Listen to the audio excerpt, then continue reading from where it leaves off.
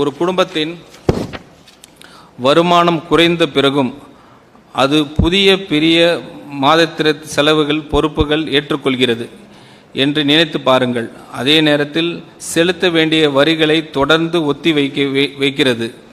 வீட்டை பராமரிக்காமல் சிதைய விடுகிறது.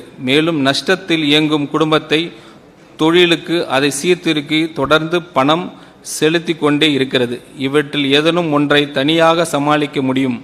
ஆனால் இந்த 4 ஒன்றாக நடந்தால் அதுவே ஒரு குடும்பத்தை நிதி நெருக்கடிக்குள் தள்ளும் பாதையாக மாறிவிடும்.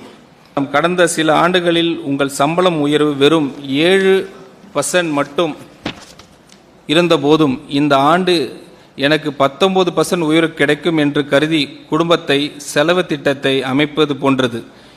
அதே நேரத்தில் மிகப்பெரிய 2 மாதத்திர கட்டணங்களையும் உங்கள் குறிப்பீடில் எழுதாமல் விடுவீர்கள். அப்படிப்பட்ட திட்டம் காகிதத்தில் அழகாக தோன்றலாம். ஆனால் மாத இறுதியில் உண்மையான நிலை அத்திட்டம் வாக்குறுதி அளித்தபடி இருக்காது.